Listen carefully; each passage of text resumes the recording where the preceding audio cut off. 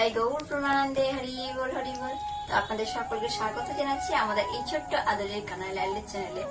তো আজকের আমরা এই ভিডিও থেকে জানবো পার্শ্ব পরিবর্তনী একাদশী ব্রত মাহাত্ম্য কথা, যেখানে ব্রহ্মবৈবর্ত পুরাণে বর্ণনা করা রয়েছে এই ভাদ্র মাসের শুক্লপক্ষের একাদশী তিথির নাম এবং তার মহিমা।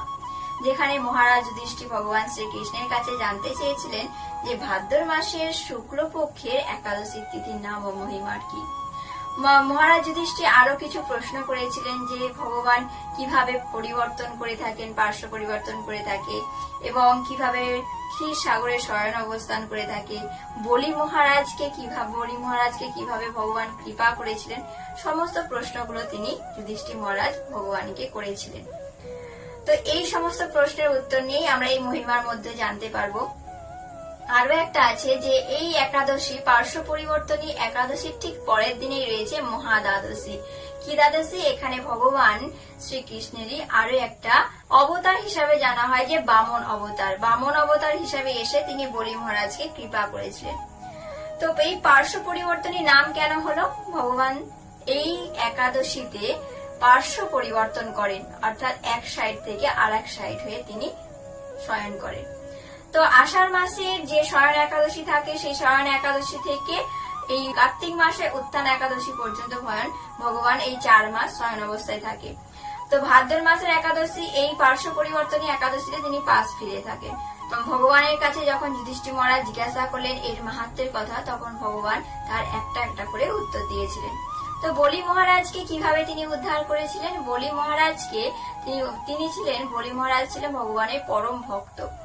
তো তিনি সবসময় ভগবানের সেবায় থাকতেন, কিন্তু একদিন ইন্দ্র মহারাজের উপর রেগে গিয়েছিলেন, দেবলোক জয় করতে চেয়েছিলেন। তখন ইন্দ্র মহারাজ তিনি ভয় পেয়ে গেছিলেন, গিয়ে ভগবানের কাছে গেছিলেন যে ভগবান কোনো উপায় বের করে দিন। যে বলি মহারাজ ছিলেন যে আমরা নৃসিংহদেবের আবির্ভাব জেনেছিলাম তখন প্রহ্লাদ মহারাজের জন্যই নৃসিংহদেব আবির্ভাব নিয়েছিলেন। সেই প্রহ্লাদ মহারাজের পৌত্র ছিলেন বলি মহারাজ, যার জন্য তিনি আবার বামন রূপে অবতীর্ণ হয়েছিলেন বা আবির্ভাব ঘটিয়েছিলেন। ছোট্ট বালক রূপে ভগবান বলি মহারাজের কাছে গিয়েছিলেন।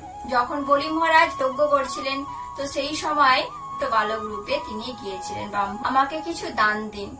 তখন বলি মহারাজ তো বলছে যে এত ছোট্ট বালক কি আর চাইবে, বলো তুমি যা চাইবে আমি তাই দেব। তো সেই যজ্ঞেতেই ভগবান ছলে বলে কৌশলে 3 পাদ ভূমি চেয়েছিলেন, 3টে পায়ের ভূমি চেয়েছিলেন বলি মহারাজের। সেই গুরুদেব জানতে পেরেছিলেন যে ইনি ছলে বলে কৌশলে ভগবানই এসছেন। তো তবুও সেই কথা অমান্য করে তিনি গিয়েছিলেন, ঠিক আছে আমি 3 পাদ ভূমি দেব। তিনি সপ্তলোক এবং ভূলোক তিনি দখল করে নিলেন 2 পায়ে, আর 3 পায়ে স্থান দিল বলি মহারাজ, তার মাথা শিরে ধারণ করলেন। তো এখানে ভগবান তার প্রতি অতি প্রসন্ন হয়ে তাকে তার কাছে জন্য তার সর্বক্ষণ বাস করার জন্য তাকে আশীর্বাদ করলেন। এইভাবে বলি মহারাজের কথা ভগবান নিজে বর্ণনা করলেন যুধিষ্ঠির মহারাজের কাছে। আরো প্রশ্ন ছিল যে এই চাতুর্মাস্য ব্রত অর্থাৎ 4 মাস ভগবান কিভাবে শয়ন করে থাকেন, এই 4 মাস ভক্তদের কি করা উচিত? শ্রাবণ, ভাদ্র, আশ্বিন আর কার্তিক, এই 4 মাস ভগবান শয়ন অবস্থায় থাকেন। সেই জন্য শ্রাবণ মাসে শাক খেতে নেই, আর ভাদ্র মাসে দই, আশ্বিন মাসে দুধ আর কার্তিক মাসে মাসকলাই বর্জন করতে বলা হয়েছে। এভাবে চাতুর্মাস ব্রত পালন করে থাকে। যে সমস্ত ভক্তরা চাতুর্মাস ব্রত পালন করে থাকে তারা অতি ভগবানের কৃপা পেয়ে থাকে। তো এইভাবে বলি মহারাজের মাহাত্ম্যের মাধ্যমে আমরা জানতে পারলাম এই পার্শ্ব পরিবর্তনী একাদশীর কথা। তো আসুন, সামনে 14ই সেপ্টেম্বর 2024 এই দিনকে পার্শ্ব পরিবর্তনী একাদশী রয়েছে।